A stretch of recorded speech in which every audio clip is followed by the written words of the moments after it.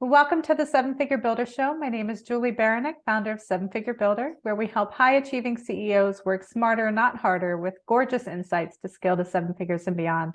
And I'm here today with my friend Eulica Kimber. Hey, Eulica. Hello, how are you? Hi, everybody. I am fabulous, and I'm thrilled to talk with you today. So first Well, and foremost, go ahead, girl. to be here. I'm humbled to be here. Oh, thank you. So first and foremost, where in the world are you? I am at the nation's capital. I am about 1 mile from the city line of the District of Columbia. I live in Suitland, Maryland. It's where my office is. So I'm on the East Coast girl. The weather is nice finally until we get baked in the summer. But yeah, this is, and we're in the room where it happens, I guess. So I am literally across the Chesapeake Bay from you. I'm also in Maryland. On the Eastern Shore? I am. Really? Yep. Oh, wow. Yeah. I got the bay right out there, so I can see you across the bay. Well, I'm a little bit from the Potomac. Mine's a little bit cloudier. I know exactly where you are. My husband fishes there. That's awesome. Small world. So for people that haven't had the pleasure to meet you yet, can you tell us just a little bit about what you do with your business? Yeah, so I'm Eulica Kimber. I'm a CPA, I'm an MBA, and I'm a business growth coach. And what I do is I teach primarily female business owners how to speak the language of business. Did you know there's a language to this? Like we're in a foreign country called entrepreneurship, and that language is accounting. So I teach them to understand and speak the language of their business and be able to express what has happened in their business in the terms that accounting people understand so they can make business decisions based on numbers. I love that. So I'm just going to address the elephant in the room, but numbers scare people. This can be so overwhelming for people. So what would you say to someone that's like, oh my God, I hate numbers, I hate data?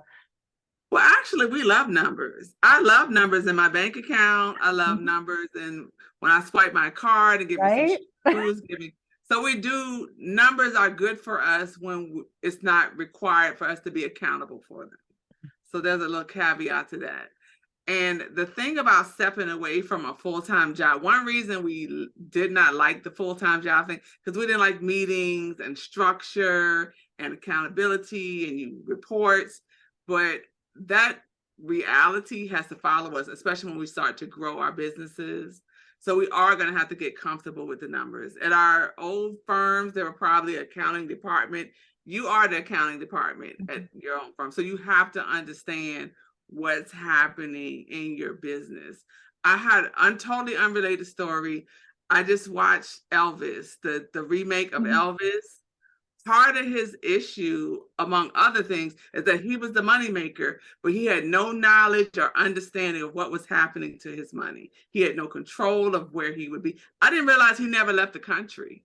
Wow, I didn't either. He never, the king of rock and roll never left the country. And that was, you got to see the story to understand it. But one issue was that he had no control of his business. He did not know what he made, when it came. And to be a CEO of anything, have direction in your life, you're going to have to get comfortable with the numbers. Yeah. Yeah. And I think it comes down to, if you don't tell your money where to go, it's just going to go. Right. Exactly. If you don't know where it's coming from. Yeah. You know, and I find that some business owners, especially when we're making good money, you know, we can charge a little higher for our programs. We are too comfortable and don't know that money is leaking out. And which is going back to that Elvis story, because he was making so much, he didn't know all these people were getting rich off of him. Yeah. So even if it's a subscription or money is just pouring out or inventory is disappearing and you don't know it because you aren't watching your numbers. And which is good when business is good, but when you need to take some time off or you want to grow or you're looking for extra seed money, then those extra dollars make a difference. And I just believe that we, especially as women business owners who have run households, we're the responsible daughter, that when everything happens in the family, we can do this. And it's not intimidating if you stare it in the eye. If you look in the eye of the storm, you will see that it's just a pussycat with a bunch of zeros on it, and it will speak to you and make you wealthy. It will give you direction. It will say that this line that you're doing is not working. Shift a little bit more to this, put a little bit more on Facebook ads. It will tell you what to do. It will speak to you. Your business will actually talk to you, and it talks to you in the language of business, which is accounting. Yeah. Which also takes all the emotion out of it. And I'm a total numbers geek. So I love numbers just like you do. But I'm actually both. I'm a numbers person, but I'm very emotional. So I'm like, the color of my logo matters. And so I'm very emotional. So I understand. So I really understand the emotional connection to our business. But sometimes your baby gets ugly and you got to tell the truth about it, and we got to make it look better. Yeah. Make it healthier. Totally. So where should people start in this? Like if they're thinking, okay, great, I really don't have a good handle on my numbers, where should they go? One, they need to know where they are. So hopefully they have an accountant.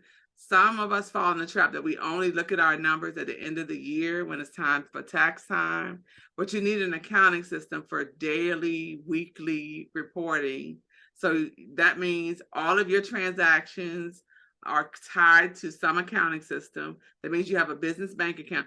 I know I should not have to say this at this level of business, but all income and expenses should be going in and out of a business bank account. And then we're going to pause and let that marinate in. So, should not be buying groceries out of your business account. You should not be, it should not be messy. So that's number one. Two, is connected to some kind of accounting system. That might be with your accountant, or it might be a QuickBooks, a Wave accounting, Xero. I don't care what it is. People ask what's my preference. I personally use QuickBooks, but I direct people to Wave because it's free. It doesn't matter what it is. Do you use it is the issue. And then you have a report that you look at. That means you're going to have to schedule. Remember those meetings I said we try to get away from? You have to have a meeting with yourself or with your accountant or somebody, your business manager, on your numbers every single week.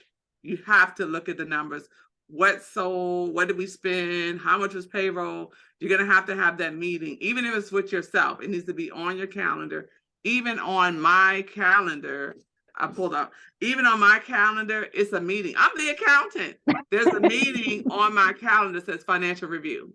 Yeah. Like I have time blocked out to review what happened, who sold what, who. I'm like, oh, okay. Oh, the lady signed the contract, but she didn't make the payment yet. Okay, I can follow up. Like you, especially when it grows, you're gonna have to have a meeting with yourself about your finances, and you cannot determine the success of your business by your bank account balance, because some of that money is claimed. Some of that is for next quarter's taxes. You cannot spend by that.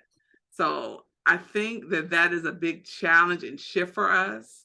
But as we get into bigger dollars mean bigger bills, bigger tax bills, bigger payroll. We can't afford to be messy in our finances with business. Just big girl talk. Are the big girls in the room today? That they are. Are the big girls in the room today? Yeah. And a lot of people don't want to say, I don't want to talk about money, but in the next sentence, they're talking about what they're selling and what they're making. You can't separate them. You can't. Yeah. No, they all go together. So what do you recommend for making sure that you set aside money for taxes, retirement, profit? Like what is the easiest system that you've seen or use, and recommend for people?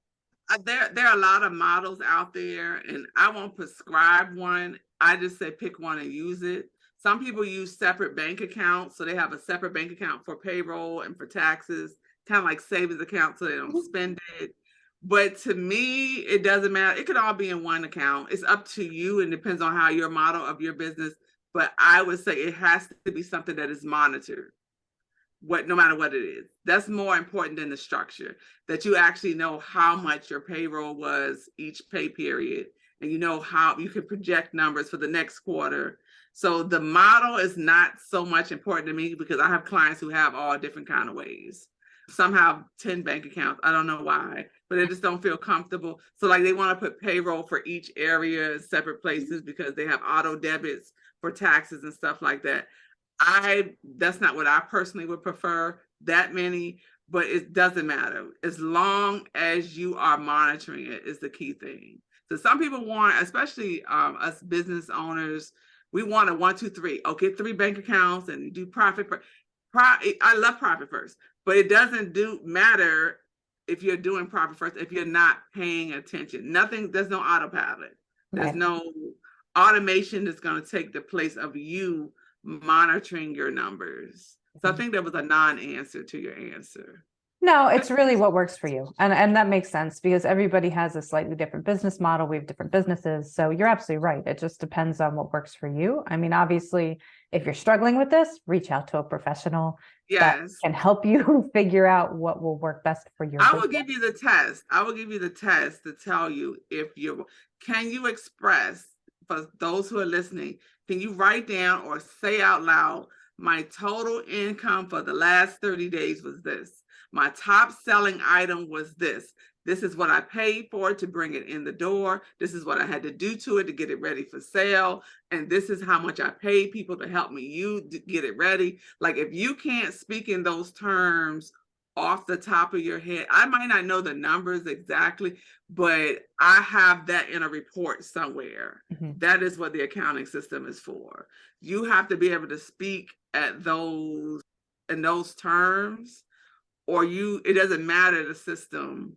But so even if you're calling your accountant, you need to ask those questions, not just what my tax bill is for the quarter or for the year, but how do I get a system that gives me that type of information? And some of that might be in your sales system, like if you use some kind of like online sales system, or you sell on Amazon or whatever. Some of it is there, but it has to be in a complete system, an accounting system, so you can tell the full story of your business and run your business by the numbers. Mm-hmm. And that is what I teach clients to do. And we got this. We got this. Totally. So I'm going to ask a very obvious question, but what are the benefits of doing that? I mean, obviously that sounds like a lot of work, but you need that information to make business decisions. But what are the other benefits of being able to spit that information out? The benefit is, one, to know where you are in your business. And so you can make business decisions for the future. Like, should you expand on a particular line? Like, if nobody's buying the blue t-shirt, do you need to invest in 1,000 more t-shirts? I had one client, this is not so much now, but I used to have churches, and they love getting copier leases. They love leasing copiers because they would have it there. But at the price that they were doing, somebody could have went to the Staples that was just down the street and just made the bulletins for the week, and it would have been fine. So making business decisions, sometimes you're getting caught up in things and commitments to financially that you cannot sustain, or you can sustain, but it's just bleeding money out. Mm-hmm. Other thing, you miss opportunities for business grants and other programs. You need financial statements for business finances, for loans, to buy property. You need your financial statements to be able to, because they want to know the story of your business. And you have to be able to, even in the last couple of years with the PPP, a lot of businesses missed out on that opportunity because they did not have financial statements, or they're paying people under the table. The CPAs, we saw all the dirt. So people were in a position to take advantage of an opportunity for a partnership. I had one business owner who wanted me. I get a lot of DMs at 10 at night. I don't know if you do. They're like, hey, this person wants to partner with me on this restaurant deal. Can you pull together some financial statements? I'm like, where's your financial information? So like, well, I kind of use my personal account, and this person was making money, well over 6 figures, now I'm gonna say well over $1 million, but it was really hodgepodge between their personal and business account, and they did not have financials. So you miss opportunities. You really do.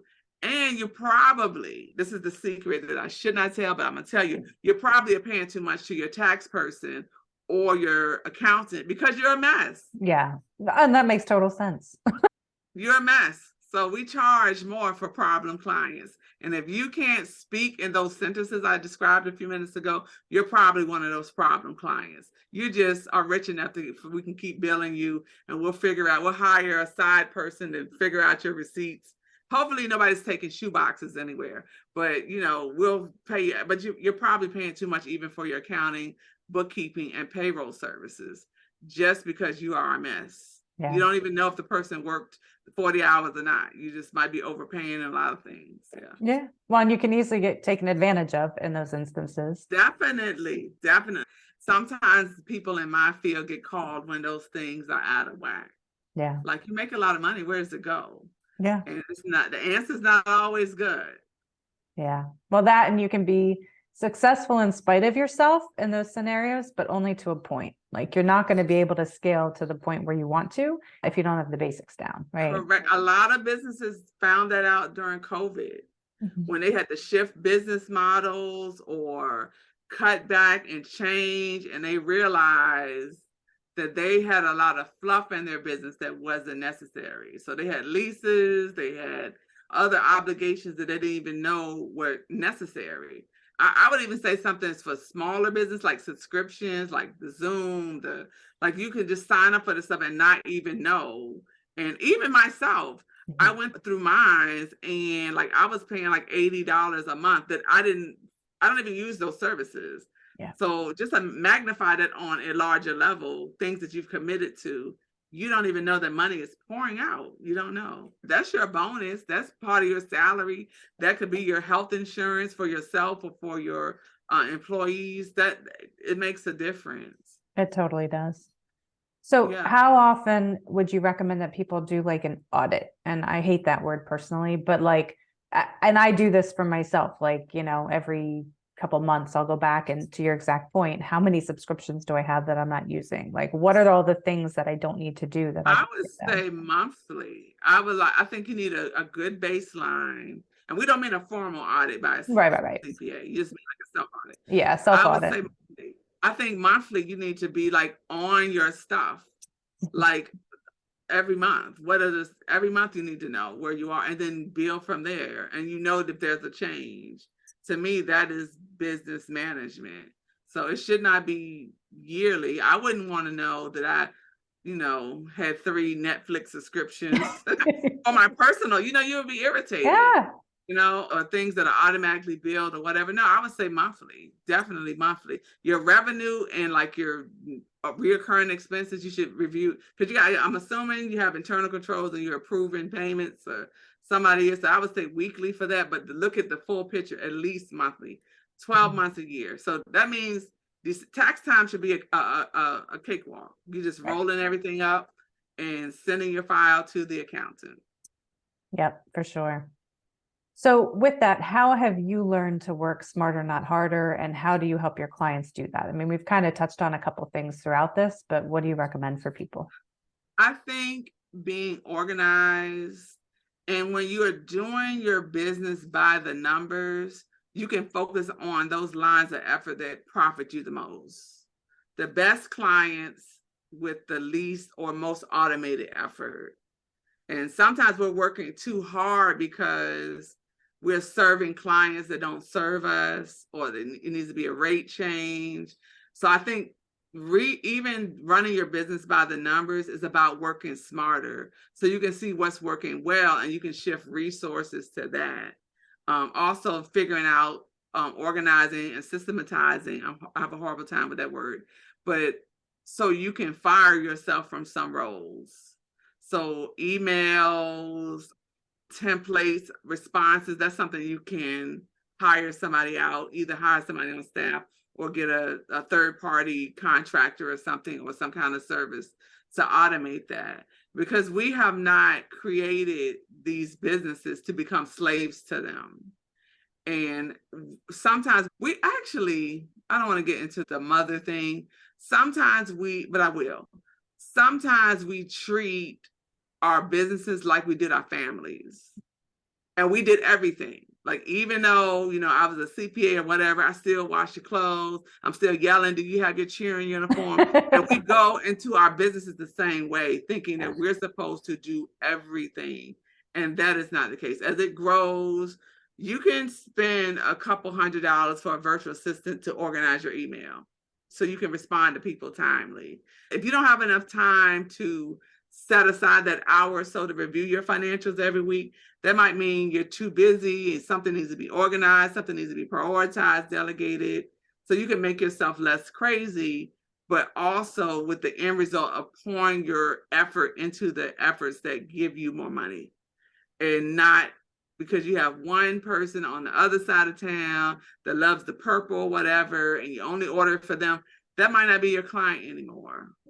And you spend extra money for that, you know. And I used to have the OG clients, like they've been from the beginning, but sometimes they can be passed off to somebody else in a nice way. You can give them a nice gift or whatever, but just making sure that your current business reflects who you are today and what you want to do today, so you can have the freedom.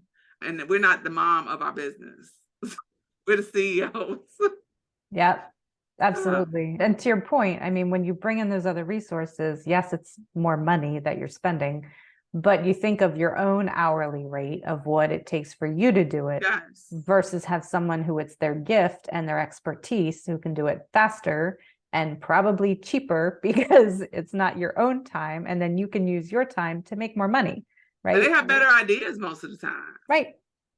You know, and if we're the helicopter mom, we're all on their back. I'm like, no, I hired you to be creative. Tell me, and we'll meet and we'll talk about whatever. But yeah, I think sometimes we do treat our businesses like our families, like the way moms walk around, you know, all wacky around. I was that kind of mom, like it's out of control. And I feel like sometimes I've had to work to get down to my best core self. So I'm delivering the best me to my best clients. And notice it's okay to only serve the best clients. People who are ready to learn, ready to, you know, absorb the information that you have so we can partner together and make this money. But if it's like 12 months and you still, if I still see bank account stuff and I see Walmart and I see whatever, and you went to the hookah bar, like we have to part ways. So it's okay to serve your best clients, because I'm like a mother. I feel like I work in every business that is my client. Mm-hmm. I'm like, oh, I wonder, did they have the grand? Like, I'm all in their business, like a mom. Yeah. And I have to dial that back and only serve those clients who are about my program, who can really flow with me, so we can get to the end goal of making more money and us being less crazy. Yeah. For sure. And how has having the right insights and the right numbers positioned you for success in your clients? I mean, I know you're all about making the numbers easier, but what have you seen? For me personally, or in my business, for my clients? Both. So for me personally, it's afforded me a lifestyle that I'm very comfortable. Not to get too personal, but I was in a very bad situation for a long time. And me maintaining my own wealth allowed me to walk away from that and not miss a beat. I'm currently an empty nester of 2 girls. My ex-husband and I raised 2 very independent girls, and they follow in our footsteps, because I wasn't just talking the talk, I walked the walk. So they're very, very independent in their financial decisions, very deliberate, but it's helped me personally. And if I had not done that years ago, setting up and building a successful business, I personally don't know where I would be. I do not know. I do not. For my businesses, for my clients, it's been more of the same. Them being able to attain funding and being able, like, I went and talked to the loan officer and I was able to explain my business plan in my own way. Because I can't, they want me to go with, I'm not, it's your business. Right. I want you to talk about it, and you can do that. And I've seen women, specifically women of color. Black women are the fastest growing demographic of entrepreneurs in the nation. We're also the people who sustain multiple households. We do all kinds of crazy, we're like super women who are on ridiculous foolishness. We sacrifice or whatever. I'm sure all women do, but particularly in the clients who I come in contact with often. And I've seen people who have come out of poverty. I've seen women who have come out of domestic abuse. I've seen women who have left horrible jobs, who had no education, but also run 6-figure and some of $1 million businesses because they were able to pull themselves out of a bad financial situation. I've seen women who used to braid hair And now they teach other people how to braid hair and how to run. They have models on how to run a hair successful braiding. They have boot camps, the braid boot camp. I mean, they're thinking outside of the box because of growing their business by the numbers. One thing that I teach, especially smaller business owners, is use the hair shop example. How many heads equals your rent? How many heads equals a bottle of shampoo?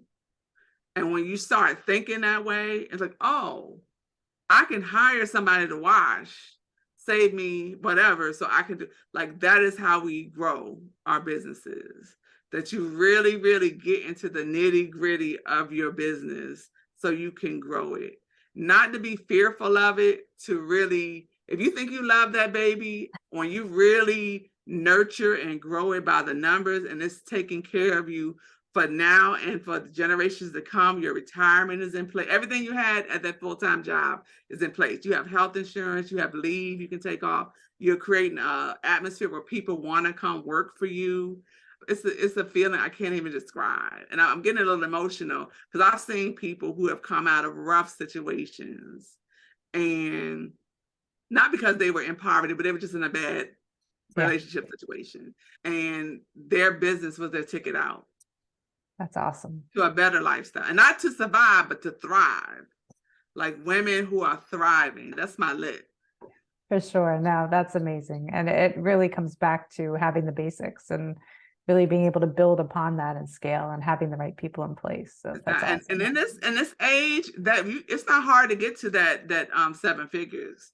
It is not hard, and it's scary. And you say, okay, wait a minute. Let me look at my financial statements.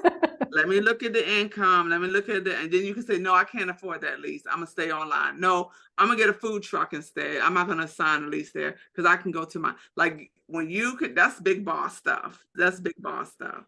And to be able to, it's 1 + 1 is equals 2, whether you're talking nickels or millions or billions. And not to be intimidated by that. That is the place where we want to be as entrepreneurs who are also have that intuitive mom side of us. So we can love on our clients and make them better. And we're going to get in their business because that's how we are. And we continue to thrive, and it just keeps growing. I think that a lot of even what's going on in this country today is because our independence. I'm a feminist too. I should have said that from the beginning. A lot of it is because you have the audacity to be able to make your own decisions. Yes, we can. Absolutely. And money in our finances is what's doing that, what has done that. Yeah. Love it. No, I love it. Absolutely. No, but how would you encourage business owners to have fun in their business again? I mean, again, you kind of touch on it, but like, that's so important that we don't get burnt out and we just don't, run ourselves ragged. I think you have to you have to make enough money in doing what you want to do so you don't have to do the things that you don't want to. So if you love, like I love the coaching, so that means I have to charge enough to be able to spend the time and provide the outcomes that those people want, then charging too low and serving 1,000 people and I really can't give them the attention that they need. So you have to charge what you are worth so you can serve and do what you love to do and make that and have the transformations. So you can't do that if you're nickel and diming it. Yeah. Yeah, for sure. And, you work with amazing clients, you've done amazing things with your business, but how do you define success? What does that look like for you? That's a deep question, Julie. Success is doing what you love long enough that when you look back, you have a track record you could be proud of. So that's not defined by a dollar. Dollars help it, but that's not defined by a dollar. It's so when you get to the end of your life or you get to a certain age, I'm over 50 now, and I can look back and I can see the track record, the impact that has been made.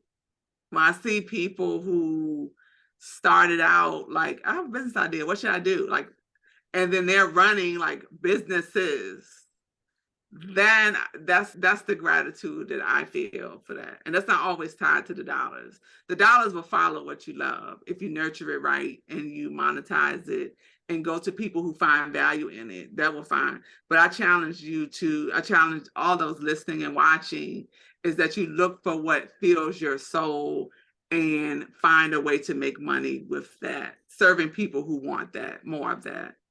Yeah, I'm a frou-frou-y. I love it. It's a hard thing. It really is. It really is. Because your financial statement is not going to be in your obituary. No. It's not, but the people you impacted and loved, and you did not do people dirty, and instead of blowing up with a client, you send them off to somebody else so you can manage, not in, that is what your testimony is going to be made up of. Yeah, that's your legacy. Our businesses, definitely. Yeah, for sure. So you've got awesome things happening in your business, and I know you thrive in your giftings, but what can people expect from you next? So a couple of things. So this year, so people kept asking me, if people ask you the same thing over and over, product or service. Just do it. Yeah. So this year I finally, some people are probably like, finally produced a planner, a business by the number, small business planner. And I produced that. So I've been working on I have a meeting next week with the Amazon product optimization person, because I don't have 3 hours to sit on Amazon and figure out what to do on this product. So we have a planner. I'm doing a book collaboration. It's called the Black Women's Business Bible. It's coming this fall with some other CPAs, some lawyers. And so for all the people, it's like, girl, tell me what, we're going to write it down. Nice. I'm also still doing my coaching, my business by the numbers, small business coaching. I still have a couple of clients in the queue and some in the hopper that are waiting to get on the schedule so we can do our 8-week business by the numbers coaching program. I do one-on-one. I don't do groups. You see how much I talk. I can't talk. So I do one-on-one coaching. Sometimes I fly out to fly out to their warehouse, create a warehouse system, because this stuff, the lady sent me a picture of stuff everywhere. Mm-hmm. So how to organize and get that on a system. So a couple of projects there, and I have a couple of conferences I'm speaking at. But that's what I'm doing. I'm always loving where I am. And my favorite thing is just connecting with people. I love it. So for people that are listening and want to check out your book and want to connect with you, where can they find you online? So it's EulicaKimberCPA.com. On social media, I'm Eulica Kimber CPA everywhere. So hopefully they can see the spelling. Eulica Kimber CPA everywhere. Yeah, Instagram, everywhere, LinkedIn. And my website for the Small Business Academy is the word plan, the number 2 prosperacademy.com. And that is where you'll find everything and what's going on with me, the planner, the coaching. You can reach out. You can ask a question. Even if you just have a question and say, Eulica, am I crazy? You can send that question in and I will answer yes or no. And this is what you can do. Yeah. And I get those. Yeah. Now we need a sanity check. When you get a DM that says, is this legal? That's a problem. I get them. At least they ask you, right? Usually it means it's already happening though, Julie. Oh, right. That's true. Oh, that's awesome. My clients, I love them all. Even if it's just a question, the community, it's real people who are trying to do great things. And so it doesn't always come in a storybook way. No, it doesn't. It can be messy a lot of times. Very messy. Yes. And for all the links, we'll have them down below. Okay. One more question for you. That if you had the attention of the whole world for 5 minutes, what would you tell them? Wow, that makes me want to cry. If I had the attention of the whole world, I would say operate in your gift. Learn yourself, love yourself, and operate in your gift. I love it. Yeah. Love it. Love it. Well, thank you, Eulica. I appreciate you being on today. This was a whole lot of fun. Thank you. Thank you for having me. And thank you to the community for even taking time to listen. I don't take that for granted, the time that you spend to hear my voice. Even that's what I mean, that life and love, for this moment, they are listening to my voice. I do not take that for granted. Absolutely. And if you found value in this episode, please do share it. That's how people find us. And you can find me at sevenfigurebuilder.com. And I look forward to seeing you in the next episode.